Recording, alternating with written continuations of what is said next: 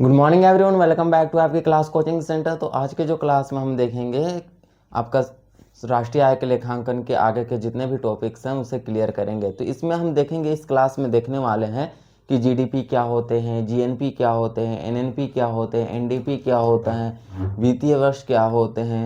फिर हम देखेंगे कि लेखा वर्ष क्या होते हैं, जो कि आपके जो एग्ज़ाम के लिए वेरी वेरी इंपॉर्टेंट ये टॉपिक आ जाता है। तो अगर ये सब के बारे में आप नहीं जानते हैं तो आपके एग्ज़ाम से छूट भी सकते हैं, क्योंकि यह सब कंपलसरी है कि ऐसे क्वेश्चन एग्ज़ाम में पूछे जाते हैं। और जिस तरह से एग्ज़ाम पैटर्न आपके अभी बदले हैं, जिस तरह से आपके होने वाले हैं, उससे तो आपको एकदम जाहिर सी बात है, आपको अगर नहीं समझ में आता है, अगर आप नहीं समझते हैं टॉपिक को, नहीं समझ के चलते हैं, तो आगे बेसिकली प्रॉब्लम्स होंगे बहुत सारे।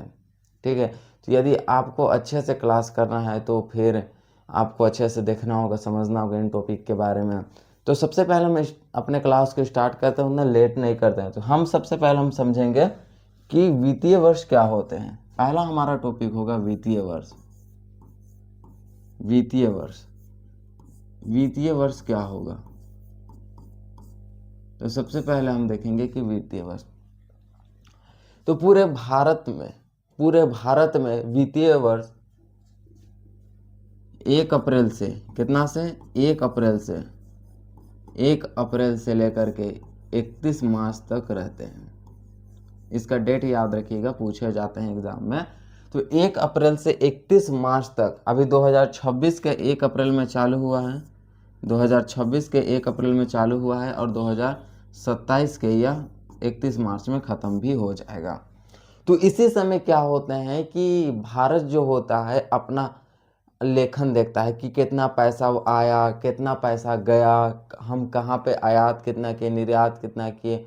ये सभी का जो देखने होते हैं वे वित्तीय वर्ष में ही भारत देखता है। फॉर एग्जांपल के लिए कि आप मानते हैं कि मतलब 50 करोड़ पैसा आया, यानी कि इनकम आया, आय का आना, वे कितना 60 करोड़ वे गया, यानी कि खर्च हुआ। तो ये सभी चीज़ों का आकलन करना ही हमारा वित्तीय वर्ष कहलाता है, जो कि 1 अप्रैल से लेकर के 31 मार्च तक स्टार्ट होते हैं। तो 1 अप्रैल 2026 में स्टार्ट हुआ और 31 मार्च 2027 में ये ख़त्म भी हो जाएगा। तो यही हम लोगों का क्या होते हैं, वित्तीय वर्ष होते हैं। तो क्या आप सभी को वित्तीय वर्ष के लिए कोई डाउट है? तो बस इतना ही जानना है कि भारत का जो लेखा जोखा वित्तीय वर्ष कहलाता है। भारत सरकार के द्वारा जो लेखा जोखा किए जाते हैं वह हमारा वित्तीय वर्ष। अब हम देखते हैं एक लेखा वर्ष। वित्तीय वर्ष और लेखा वर्ष में आप कंफ्यूज मत हो जाइएगा, ठीक है। तो अब हम देखते हैं कि लेखा वर्ष क्या होते हैं। एक होता है लेखा वर्ष,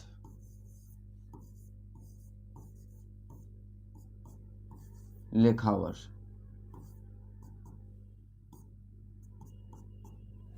तो लेखा वर्ष आपका होता है 1 जुलाई से,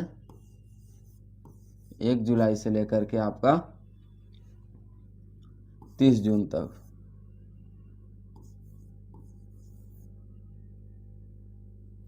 हम्म,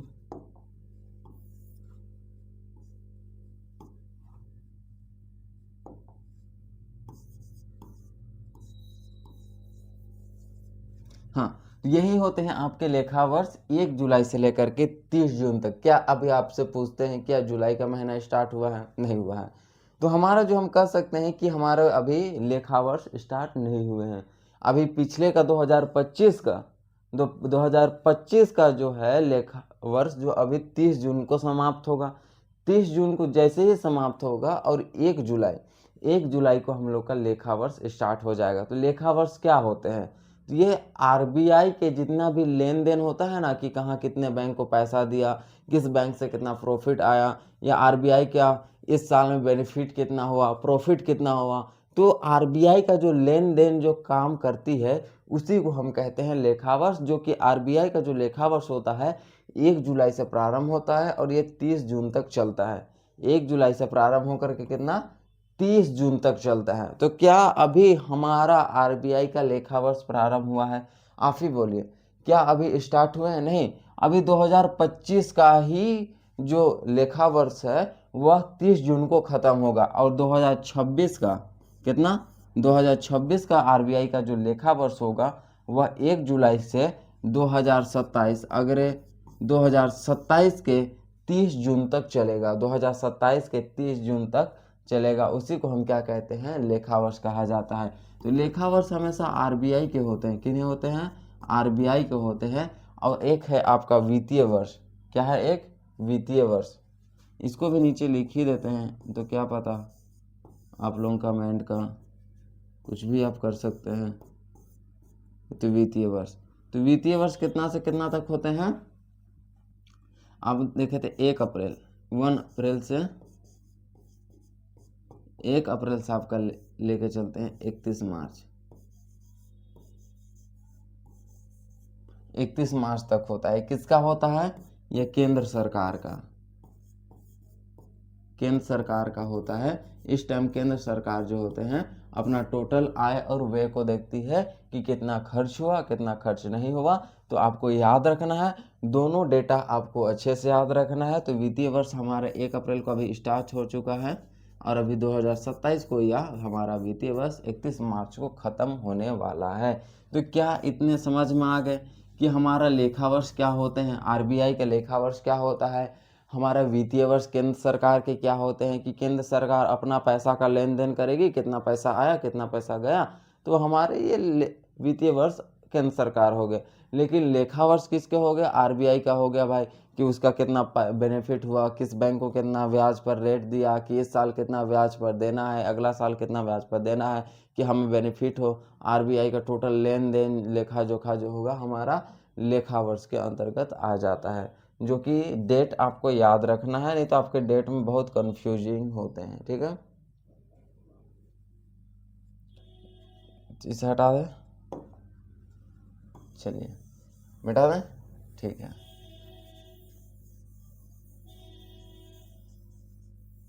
अब आपके वेरी वेरी इंपॉर्टेंट हम टॉपिक देखने वाले हैं कि जीडीपी क्या होते हैं। सबसे पहला हम देखेंगे जीडीपी, जीडीपी क्या होते हैं भाई, आपके जीडीपी क्या होते हैं, जीडीपी एक मार्केट प्राइस, जीडीपी एक मार्केट प्राइस होता है।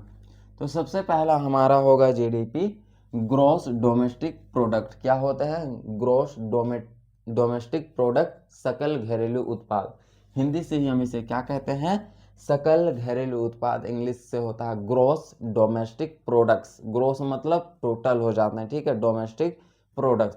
तो हमारा जीडीपी क्या होता है, तो जीडीपी के बारे में जानना है कि यदि हम भारत एक नक्शा बनाते हैं, ठीक है, ये हमारा भारत हो गया, मान के चलिए हमारा पूरा टोटल भारत हो गया। तो जीडीपी के अंतर्गत हम देखेंगे कि जीडीपी के अंतर्गत हम देखेंगे कि भारत के सीमा के अंदर, भारत के सीमा के अंदर, किसके सीमा के अंदर, बाहर नहीं निकलना है, ठीक है, बाहर नहीं जाना है। भारत के सीमा के अंदर एक वर्ष में टोटल उत्पादित वस्तु एवं सेवाओं के अंतिम मूल्य को ही जीडीपी कहा जाता है। जीडीपी कितने वर्ष के होते हैं, टोटल 1 वर्ष के होता है। हम नेक्स्ट ईयर में हम नहीं देख सकते, या 1 ईयर के लिए होता है, ठीक है, जीडीपी हमारा 1 ईयर के लिए होता है। तो ये जीडीपी 1 ईयर का होता है। पूरा प्रोडक्शन को देखा जाता है कि बिका या ना बिका, उससे कोई मतलब नहीं है। कि हम 1 साल में टोटल कितना प्रोडक्शन अर्थात उत्पादन किए, उन्हीं वस्तु एवं सेवाओं के अंतिम मूल्य को जीडीपी कहा जाता है, जो कि हमारा देश के सीमा के अंदर होना चाहिए, बाहर नहीं होना चाहिए, ठीक है। फॉर एग्जाम्पल मान के चलिए कि 2025 में 50 केजी उत्पादन किए, क्या किए, प्रोडक्शन किए, प्रोडक्शन, ठीक है, प्रोडक्शन हम लोग का हुआ 2025 में 50 केजी। और 2026 लेके चलते हैं, 2026 में हम लोग का 80 केजी प्रोडक्शन हुआ, कितना हुआ, 80 केजी, 80 केजी हमारा 2026 में प्रोडक्शन हुआ। तो क्या 2025 के 50 केजी जो हम उत्पादन किए थे उसे हम 2026 में जोड़ेंगे, आप बोलिएगा नहीं जोड़ेंगे। मान के चलिए आज के 2026 में 80 केजी प्रोडक्शन हुए। अब ये टोटल 80 केजी प्रोडक्शन होते हैं, ठीक है, उसमें कितना वस्तु बिका, कितना वस्तु नहीं बिका उससे कोई मतलब नहीं है। हम देखेंगे कि प्रोडक्शन कितना हुआ, उत्पादन कितना हुआ, उत्पादन कितना हुआ वह देखते हैं। बिकने को नहीं देखा जाता है एक वर्ष के अंतर्गत कि प्रोडक्शन को देखा जाता है, वो बिके चाहे ना बिके, वो सड़े गले या तो वो खत्म भी हो जाए, उससे मतलब नहीं है। हमें प्रोडक्शन देखना है। प्रोडक्शन के आधार पर वस्तु एवं सेवाओं के अंतिम मूल्य को ही जीडीपी कहा जाता है, जो कि देश के आंतरिक भागों में होना चाहिए। देश के बाहर वाले भाग को जीडीपी में नहीं जोड़ा जाता है, ये सीमा के अंदर ही होना चाहिए, उसी को हम जीडीपी कहते हैं। और एमपी, जीडीपी के आगे एमपी यानी कि मार्केट प्राइस इसीलिए लगाया जाता है क्योंकि हमारा जो अंतिम वस्तु और सेवा जो होता है वह मार्केट में बेचे जाते हैं। मार्केट यानी कि 15 रुपया का एक बिस्किट है, महंगा बिस्किट है, एक 10 रुपया का एक बिस्किट है, तो बिस्किट क्या हो गए, अंतिम वस्तु हो गए। बिस्किट क्या हो गए, अंतिम वस्तु हो गए जिसका बिक्री मार्केट में हो रहा है, इसलिए हम इसे क्या कह सकते हैं, एट मार्केट प्राइस हम कह सकते हैं। तो इसी वस्तु एवं सेवाओं को के अंतिम मूल्य के जीडीपी में जोड़ा जाता है। ठीक है, तो यही हमारा होता है जीडीपी और कुछ नहीं होते हैं। तो कभी भी आपसे जीडीपी पूछेंगे क्या होंगे भाई, तो आप सिंपल सा बोलिएगा कि जीडीपी का मतलब होता है कि देश के भीतर कितना उत्पादन किया जा रहा है, देश के अंदर भीतर कितना उत्पादन किया जा रहा है एक साल के अंतर्गत। वह बिका चाहे ना बिका कोई मतलब नहीं, सड़ा गला वो अपना जाए, लेकिन कितना उत्पादन हो रहा है बस हमें उतना देखना है एक साल के अंतर्गत। उन वस्तु और सेवाओं के अंतिम मूल्य को ही हम क्या कहेंगे, जीडीपी कहेंगे, जीडीपी के अंतर्गत रखेंगे। तो यही होते हैं हमारा जीडीपी। जीडीपी दो तरह के होते हैं, एक होता है नॉमिनल जीडीपी और एक होता है रियल जीडीपी। तो आपको अभी नॉमिनल जीडीपी नहीं पढ़ना है, ना तो आपको रियल जीडीपी पढ़ना है। नॉमिनल जीडीपी से हमें देश के आर्थिक विकास के बारे में पता नहीं चलता है, हमें रियल जीडीपी से देश के आर्थिक विकास के बारे में पता चलता है।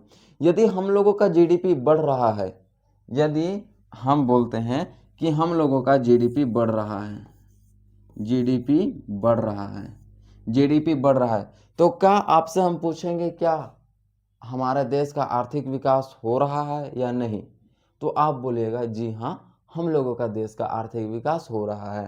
तो हम देश का आर्थिक विकास को मापने का एक सबसे बड़ा पैमाना जो है वह जीडीपी का बढ़ना। यदि जीडीपी घटा, यदि जीडीपी घटा तो देश का आर्थिक विकास नहीं हो रहा है, महामंदी की ओर भाग रहा है। यदि जीडीपी बढ़ रहा है यानी कि देश का आर्थिक विकास हो रहा है। यदि हम लोगों का भी देखा जाए 2025 का जीडीपी कितना है, तो 6.5%। 2025 का आकलन के आधार पर हम लोग का देश का जो जीडीपी है वह 6.5% है, ज़्यादा नहीं है। तो हम कह सकते हैं क्या हम लोगों के देश का जीडीपी अच्छा है, नहीं है, उतने अच्छे नहीं है, क्योंकि 17%, 18% इस तरह से जीडीपी अमेरिका सबके हैं। हम लोग का जीडीपी उतना नहीं है, लेकिन एक तरह से इक्वल है, उतना भी गिरा हुआ नहीं है। इसलिए हम क्या कर रहे हैं, आर्थिक विकास कर ही रहे हैं। इसलिए हमारे देश को विकासशील देश के कैटेगरी में रखा जाता है, ना कि विकसित। विकसित देश के अंतर्गत अमेरिका सब आते हैं, यही कारण है। और इसका सबसे बड़ा कारण है महिलाओं का अनएजुकेटेड, मतलब उतने ज़्यादा महिला पढ़े लिखे नहीं है। फिलहाल में तो अब सब तरफ शिक्षा का जागरूक हो चुका है, सभी तरफ पढ़ लिख रहे हैं, जिससे कि हमारा देश का आर्थिक विकास में उनका अहम भूमिका होगा। एक तरफ से रोटी नहीं पकता है, ठीक उसी प्रकार पुरुष से ही केवल देश का आर्थिक विकास नहीं होगा, अगर महिला भी अगर साथ देंगे तो हमारा देश का आर्थिक विकास जरूर होगा। तो यही हमारा होता है जीडीपी। ठीक है, किसी को कोई प्रॉब्लम, जीडीपी वस्तु एवं सेवाओं के अंतिम मूल्य को ही जीडीपी कहा जाता है। टोटल प्रोडक्शन को देखा जाता है कितना हुआ, ना कि उसका बिक्री को एक वर्ष के अंतर्गत। ठीक है, जीडीपी हो गया। अब हम देखते हैं जीएनपी। जीएनपी देखने से पहले हम जानेंगे कि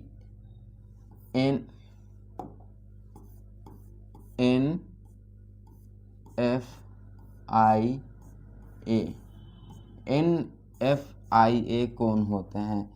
जैसे कि क्या आपके माता में से किसी भी एक क्या बाहर गए हैं विदेश अभी फिलहाल के लिए, सपोज मान चलिए आपके अभी पापा कहाँ है, यूएसए में, अमेरिका में है, आपके पापा यूएसए में है। यूएसए में वो पैसा उसा कमा रहे हैं, मस्त से बेल पूड़ी खा रहे हैं, एकदम मज़ा से हैं, कोई फर्क नहीं, यूएसए में कमा रहे हैं पैसा उसा। तो आपके लिए, क्या आपके परिवार के लिए क्या ये पैसा भेजेंगे कि नहीं? आपके परिवार के लिए या आपके लिए क्या ये पैसा भेजेंगे कि नहीं आपके पापा? आप बोलिएगा कि ये पिंटू है। क्या है ये? पिंटू। ये पिंटू है, छोटा सा बच्चा पिंटू है, और उनके पापा का नाम क्या है? हरी राम है। चलिए हरी नाम लिख लेते हैं, हरी नाम है। हरी जो है वह यूएसए में काम कर रहा है, और हरी अपने बेटे भारत के लिए, ये यूएसए में है, इसका बेटा कहाँ पे है? IN लिख देते हैं, IND, इंडिया में है। और वह अपने बेटे के लिए समय समय पर क्या करता है? पैसा भेजता है। कौन? हरी, अपने बेटे पिंटू के लिए। तो हरी यूएसए में है, तो इन्हीं को हम क्या कहते हैं? इन्हीं को हम कहेंगे, इन्हीं को हम क्या कहेंगे? NFIA। वैसे लोग जो कि विदेश में जाकर के काम करते हैं, विदेश में जाकर के काम कर रहे हैं वगैरह, ये काम वगैरह कर रहे हैं, और अपने परिवार के लिए क्या होते हैं कि पैसा उसा यहाँ पे भेजते उजते रहते हैं, पालन पोषण, जिससे कि हमारा देश का आर्थिक विकास होगा। ठीक है, तो एक है हमारा कौन? तो एक और दूसरा कहानी, एक हम दूसरा आपके पास स्ट्रक्चर लेके आते हैं। एक है थॉमस। थॉमस, थॉमस, यह इंडिया में है। कहाँ पे है? इंडिया में है ये। और इसका बेटा है जैक। इसका बेटा जैक है, जो कि यूएसए में है। ठीक है, अब ये आपके समक्ष दूसरा कौन प्रस्तुत किए? थॉमस इंडिया में आया और अपने बेटे के लिए पैसा कमा करके भेज रहा है यूएसए। अपने बेटे के लिए पैसा भेज रहा है यूएसए कमा करके। सपोज मान के चलिए कि हरी अपने बेटे के लिए पैसा कमा, यूएसए से पैसा कमा करके भेज रहा है इंडिया। ठीक उसी प्रकार थॉमस भी भारत में आया और काम करके इंडिया से यूएसए पैसा भेज रहा है। तो क्या हम थॉमस को NFIA नहीं कहेंगे? यूएसए में अगर हम रहेंगे तो हम थॉमस को NFI कहेंगे, कहेंगे कि नहीं? तो उसी प्रकार थॉमस भी है। तो मान के चलिए थॉमस हम लोग का देश में आया, 100 रुपया कमा करके भेजा। कितना रुपया? 100 रुपया अपना बेटा को भेजा ये। और हम लोगों का जो हरी जो है वह कितना? 150 रुपया कमा के भेजता है। कितना रुपया? 150 रुपया कमा के भेजता है इंडिया। और ये इंडिया को लूटा थॉमस कितना में? 100 रुपया लूट के ले गया। और हरी जो है वह 150 रुपया यूएसए को लूटा। तो हम देखेंगे कि किसके ज्यादा दम है, तो हम घटा देंगे, हम ऐसे घटा देते हैं। क्या होता है? हाँ, तो टोटल बचा कितना? 50 रुपया। जब हम घटाए तो तुलना किए तो सबसे ज़्यादा पावरफुल इंडिया का पर्सन निकला, हरी निकला। इंडिया का निकला, इंडिया का पर्सन निकला। कौन निकला? इंडिया का पर्सन निकला। तो यही होते हैं NFIA। NFIA, इसी को हम कहते हैं X माइनस वाई। यही हमारा होता है X, यानी कि जो यूएसए में काम कर रहा था वो थॉमस, और Y जो भारत में काम कर रहा था वो हरी। इसी को कहा जाता है X minus Y. X minus Y को ही कहते हैं हम शुद्ध साधन आय। X माइनस वाई को ही क्या कहा जाता है? शुद्ध साधन आय। शुद्ध साधन आय। क्वेश्चन में दे दिया जाएगा आपको कि x माइनस आई को क्या कहा जाता है, तो x माइनस वाई को ही शुद्ध साधन आय कहा जाता है। या तो फिर जरूरी नहीं है कि x माइनस वाई ही दिया रहे, m minus n, a minus B को क्या कहा जाता है? शुद्ध साधन आय कहा जाता है। तो यही हमारा होता है NFIA। NFIA दो कोण प्रस्तुत करते हैं। एक कोण जो कि दूसरे देश से हमारे देश में आए और कमा करके अपने बेटे के लिए भेज दिए, और एक कॉइन जो प्रस्तुत करता है वो हमारे देश से दूसरे देश में गए और वहाँ अपने घर परिवार के लिए हमारा देश भेजता है, तो उसी को हम क्या कहते हैं, NFIA। जब हम GDP में, किसमें, यदि हम GDP में प्लस कर देंगे NFIA तो हमारा निकल जाता है, क्या निकल जाता है, GNP। जैसा कि हम लोग का देखते हैं कि NFIA कितना था, 50 था, NFIA 50 था और GDP हम लोग का 100 था, प्लस कर दिए तो हमारे पास GNP क्या होता है, कितना निकल जाएगा, 150। GNP और GDP में मात्र इतना ही अंतर है कि GNP कहीं भी लोग जा कर के कमा रहे हैं तो उसे हम GNP में रखेंगे, लेकिन GDP मात्र देश के आंतरिक भागों में ही उसकी गणना किया जाता है। और GNP आप चंद्रमा में जाके कमाइए कोई फर्क नहीं है, आप मरकरी में जाके कमाइए कोई फर्क नहीं है, आप जाके कमाइए अंटार्कटिका में, दक्षिण अफ्रीका में, तो वैसे लोगों का पैसा हमारा GNP के अंतर्गत आता है। तो आपको क्या ये तीन चीजें, तीन फैक्ट समझ में आ गए? सबसे पहला, क्या ये तीन फैक्ट आपको समझ में आ गए? क्या होते हैं GNP, क्या होते हैं GDP? तो सबसे पहले हम देखे थे GDP, कितना, GDP कितना है, सकल घरेलू उत्पाद, कितना था हम लोगों का, 100 था, ठीक है। उसके बाद GDP देश के आंतरिक सीमा के अंदर कमाया जाता है, उसके वस्तु एवं सेवाओं का अंतिम मूल्य, बाहर के नहीं जोड़ते हैं। क्या USA के पैसा को हमारा देश का GDP में जोड़ेंगे? आप बोलेंगे नहीं जोड़ेंगे। क्या भारत के पैसा को GDP में जोड़ेंगे? बिल्कुल जोड़ेंगे भाई। हमारा होता है GNP कहाँ होते हैं? GNP हम लोग का कितना था, 50 था, GNP 50 था। तो GNP आप कहीं भी जाकर के कमाए, आप USA में जाकर कमाए, आप अंटार्कटिका में, चंद्रमा में जाके कमाए, आप बृहस्पति ग्रह में, आप शुक्र ग्रह में ही जाके क्यों ना कमाए, तो वह आपका GNP के अंतर्गत आ जाता है। GNP के अंतर्गत वैसे लोगों को रखा जाता है जो ब्रह्मांड में भी जा करके कमाए, वो देश के बाहर भी जाके कमाए या अंदर भी कमाए, कोई फर्क नहीं पड़ता, GNP में आता है। फिर उसके बाद हम देखें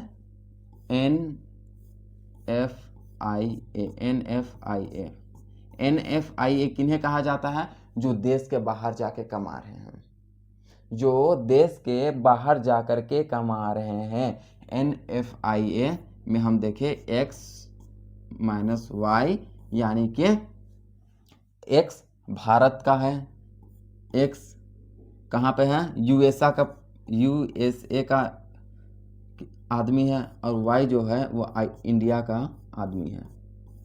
ये इंडिया गया, ये 100 रुपया कमा के लाया था और ये 150 रुपया, तो हम लोगों के पास टोटल बचा था 50, तो वही हमारा, इस 50 को हम जोड़ दिए GDP में। तो अगर हमें GNP निकालना होता है तो हम क्या करते हैं, GNP निकालना होता है तो हम GDP प्लस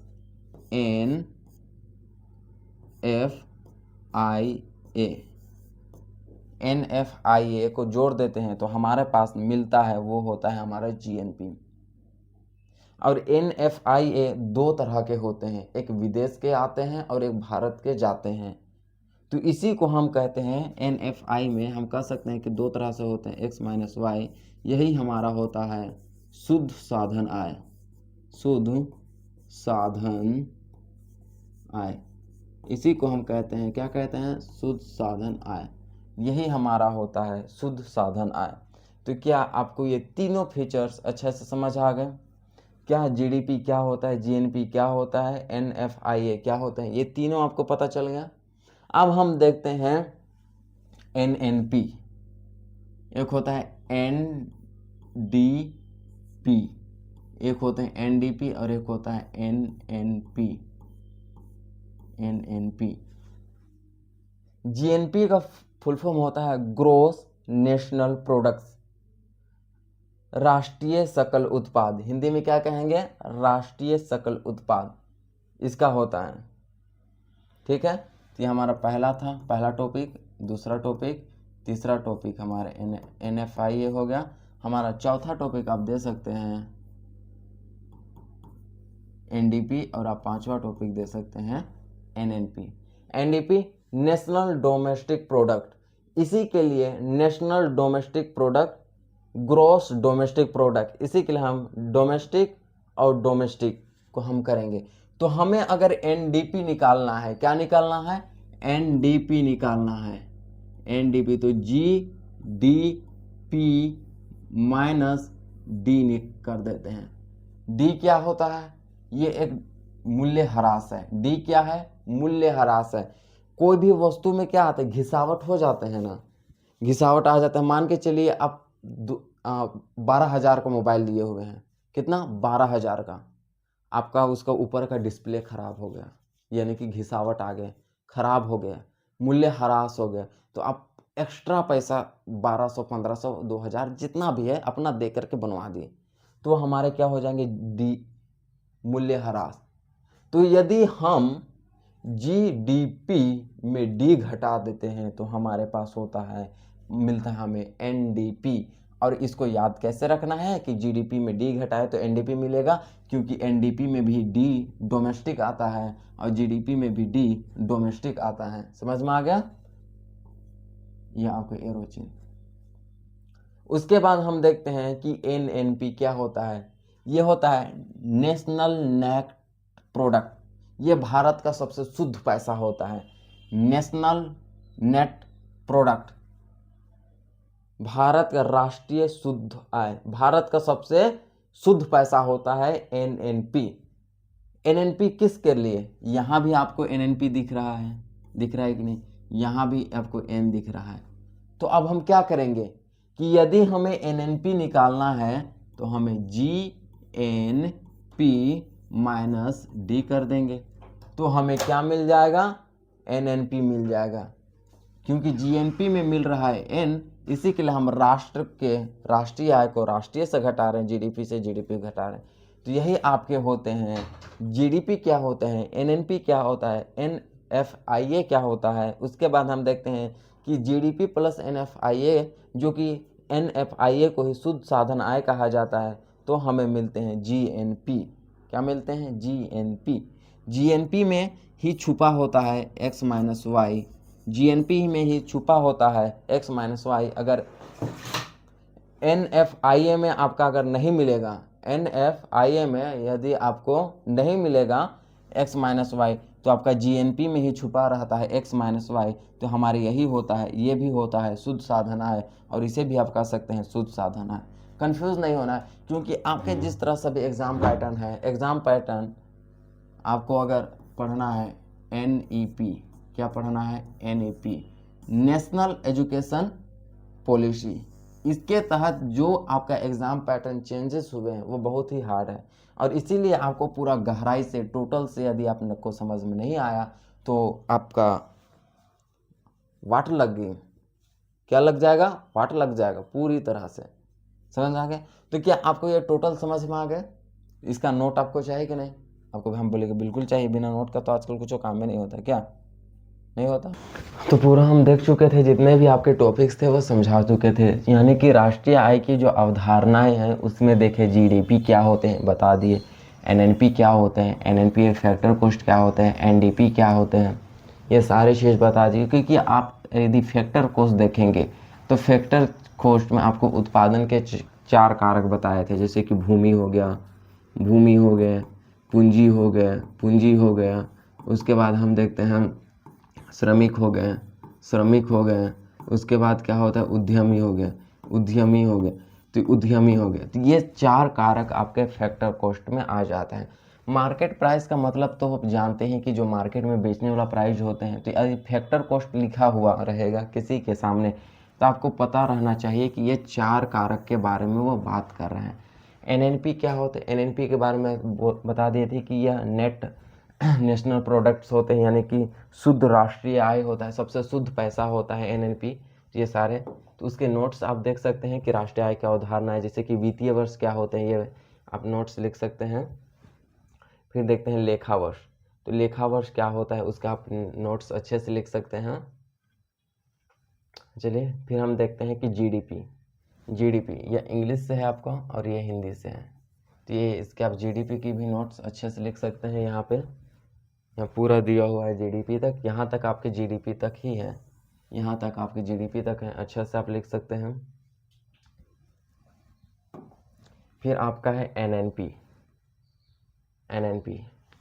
नहीं सॉरी जीएनपी, इंग्लिश से है या हिंदी से है, तो यह है पूरा जीएनपी के बारे में यहाँ तक पूरा दिए गए हैं। आप यहाँ से अच्छा से यहाँ तक इतना से लेकर कितना तक आपका जीएनपी दिया हुआ है, जो कि आप अच्छे से लिख सकते हैं। फिर हम देखते हैं कि एनएफआईए क्या होता है, यहाँ पर आप लिख सकते हैं एनएफआईए पूरे यहाँ तक एनएफआईए आप अच्छा से लिख सकते हैं। ये होता है हमारा यहाँ से एनएफआईए टॉपिक से आपके लिख सकते हैं, ठीक है। तो आपको हम एक टॉपिक छूट गया था जिसे हम शुद्ध निर्यात कहते हैं। शुद्ध निर्यात क्या होता है, आयात और निर्यात, आयात मतलब मंगाना, निर्यात मतलब किसी चीज़ को बेचना, तो उसके अंतर को ही हम क्या कहते हैं, शुद्ध निर्यात कहते हैं। एक्स माइनस वाई, शुद्ध निर्यात क्या होता है, ex export and import, X minus Y होते हैं शुद्ध निर्यात, इसी को हम क्या कहते हैं, शुद्ध निर्यात, ठीक है। आपको इसे ध्यान में रखना है, शुद्ध निर्यात आपके ये होते हैं। तो आपके नोट्स हैं शुद्ध निर्यात, आयात और निर्यात के अंतर को ही हम शुद्ध निर्यात कहते हैं, ठीक है। फिर यहाँ पे आपका हो गया, इसका फॉर्मूला है शुद्ध निर्यात का, ये आपके फॉर्मूले, ये आप अच्छा से लिख सकते हैं। फिर आपका आता है NNP eight market price, NNP के बारे में बता दिए थे, एनएनपी आप यहाँ से हैं अच्छे से लिख सकते हैं, एनएनपी क्या होते हैं। एनएनपी जीएनपी मूल्यह्रास क्या होता है, ये सारी चीज़ बता दिए थे। एनडीपी निकालना है तो हमें, अगर हमें एनडीपी निकालना है तो जीडीपी माइनस डी करके हम निकालते हैं। अगर हमें एनएनपी निकालना है तो जीएनपी माइनस डी करके हम एनएनपी निकालते हैं। ये हमारा एनडीपी हो गया, एनडीपी, और ये हमारा एनएनपी। इस तरह से आपको हम पूरे क्लास समझा चुके हैं, दोबारा बताने की आवश्यक नहीं है। फिर नेक्स्ट क्लास में हम देखेंगे कि उत्पाद कर क्या होते हैं, फिर हम देखेंगे कि उत्पादन कर क्या होते हैं, उत्पाद कर और उत्पादन का में क्या डिफरेंस है, हम देखेंगे सब्सिडी क्या होते हैं। ये सारे जो होंगे हम नेक्स्ट क्लास में बहुत ही अच्छे तरीके से जानेंगे। तो इस क्लास के लिए हम यहीं तक आपको रोकते हैं, फिर नेक्स्ट क्लास में हम फिर मिलेंगे। धन्यवाद।